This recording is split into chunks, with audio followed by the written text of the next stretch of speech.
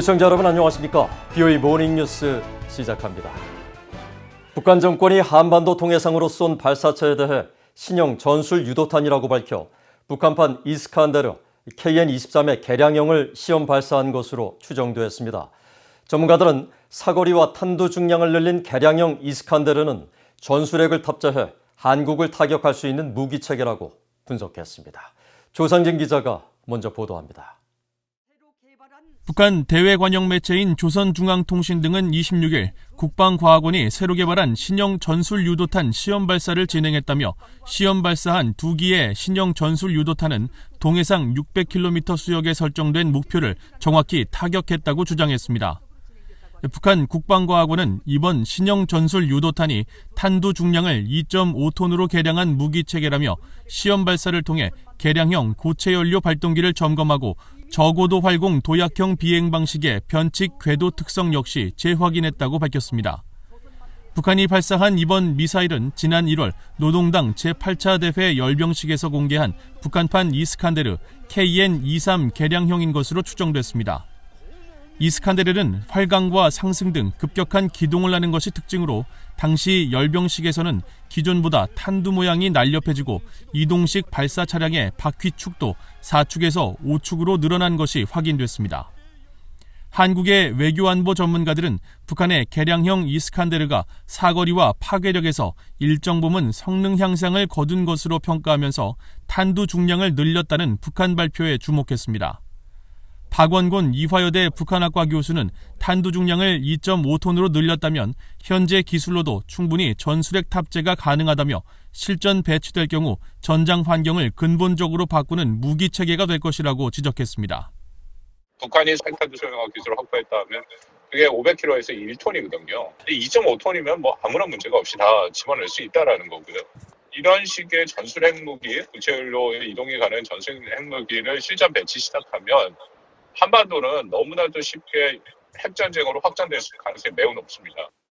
반면 북한 매체가 공개한 미사일 외형이나 기술적 진전 양상으로 볼 때 북한이 주장한 탄두 중량과 미사일 사거리는 과장됐을 가능성이 있다는 분석도 제기됐습니다. 한국 정부 산하 국책연구기관인 통일연구원 조한범 박사는 이번 발사 시험이 전술핵 탑재를 위한 초기 개발 단계일 가능성이 있다며 북한의 추가 시험 발사가 있을 것으로 우려했습니다. 이번에는 사거리가 600km가 안 나왔고요. 북한 보도와 달리. 그리고 외형상 발사 차량이나 미사일 외형상 2.5톤 탑재는 어려운 것으로 보여지거든요. 그렇기 때문에 이것은 개발 초기 단계, 핵탄두 탑재를 위한 전술핵 탑재를 위한 초기 단계 실험으로 보여지기 때문에 추가 시험 발사도 우려되는 상황입니다. 전문가들은 북한이 이번 시험 발사를 통해 전술 핵무기 개발 의지를 구체화함으로써 미한일 세 나라를 동시에 압박하고 자신들이 원하는 핵 군축 협상에 나서라는 메시지를 보내려 한 것으로 분석했습니다. 그러면서 북한이 향후 미국의 대응을 보며 탐색전을 펼치는 동시에 미국 압박을 빌미로 신무기 시험 카드를 쓰는 추가 도발을 벌일 가능성이 있다고 전망했습니다. BOA 뉴스 조상진입니다. 조 바이든 대통령은 북한에 잇따른 미사일 발사와 관련해 북한 정권이 긴장을 고조시키기로 결정한다면 대응이 뒤따를 것이라고 경고했습니다. 국제사회도 북한 정권의 미사일 발사에 대해 우려의 목소리를 높였습니다. 함지아 기자입니다.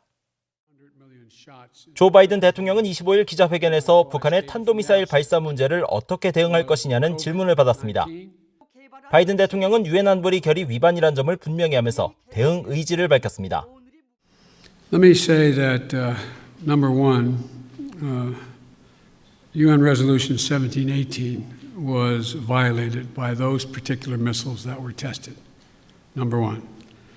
We're consulting with our allies and partners, and there will be responses if they choose to escalate. We will respond accordingly.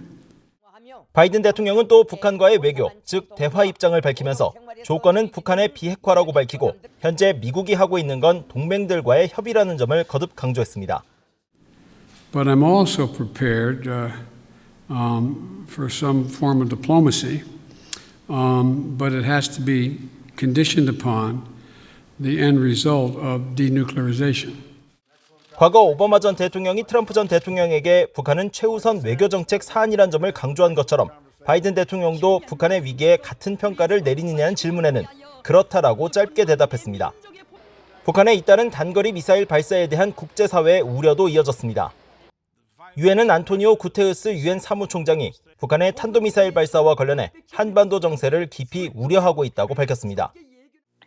He reiterates the need for the Democratic People's Republic of Korea to renew its diplomatic engagement with the parties concerned and to work for peace and stability on the Korean Peninsula.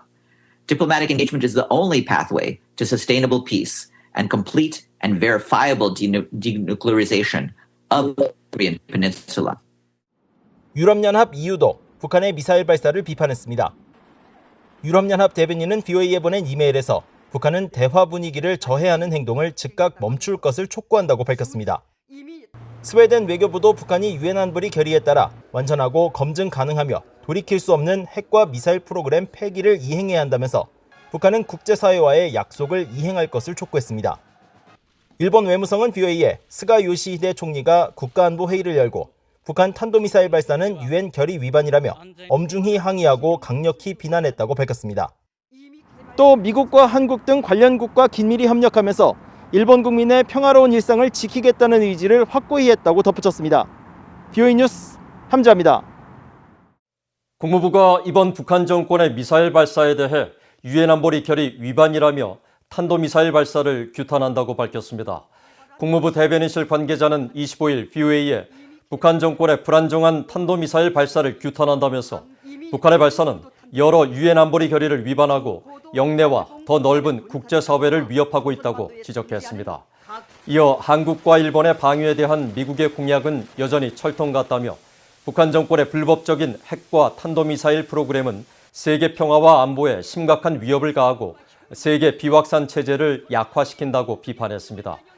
국무부는 또 현재 진행 중인 대북정책 검토 작업과 관련해 미국의 목표는 협력국과 동맹 간 전략적 목표를 화합하는 것이라며 미국은 협력국, 유엔 안보리 이사국과 함께 북한 정권의 책임을 묻기 위한 중요 조치에 협력해 나갈 것이라고 강조했습니다.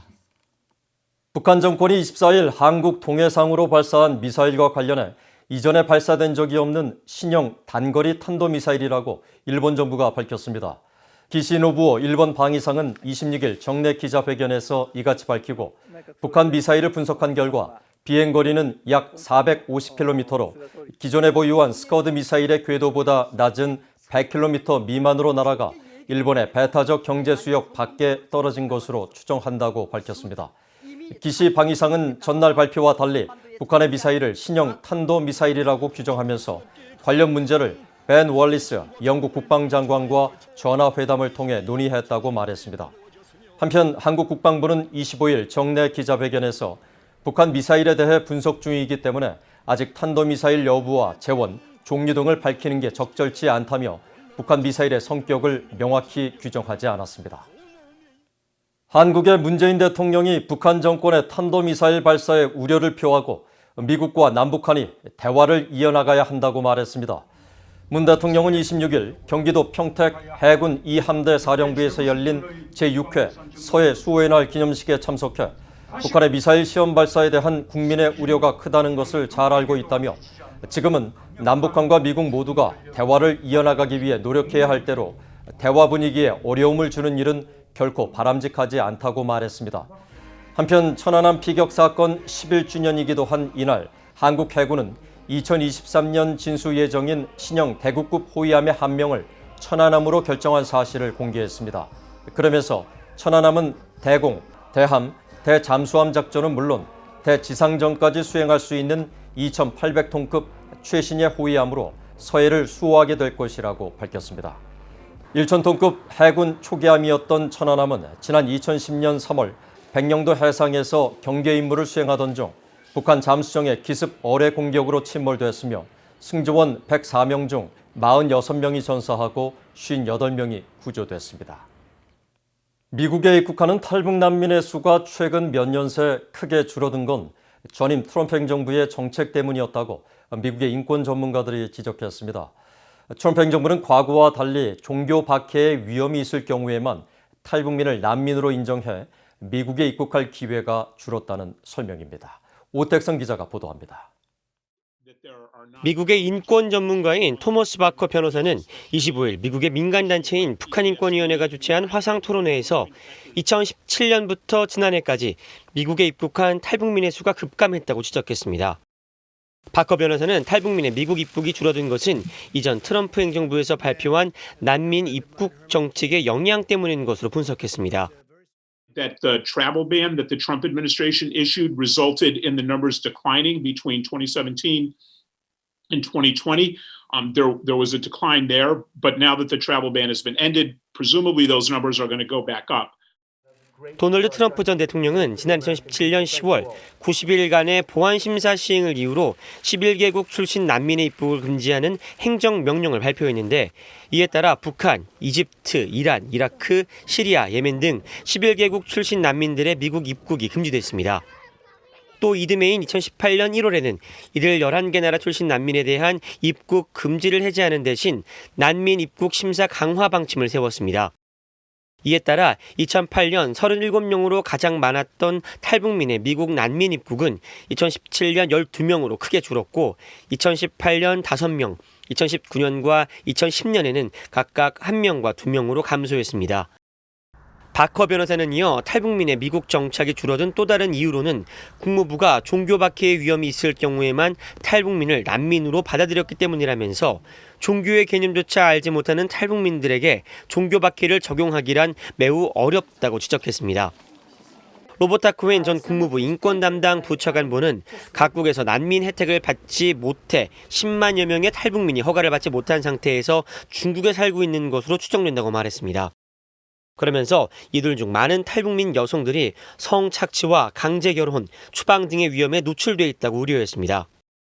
An estimated 100,000 North Koreans live unauthorized in China, including many women who are vulnerable to trafficking, exploitation, forced marriages, and deportation, and up to 30,000 children born of half North Korean parents who mostly have no legal resident status and are without education or health care.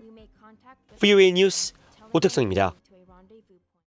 이상으로 BOE 모닝 뉴스를 마칩니다. 시청해주신 여러분 고맙습니다.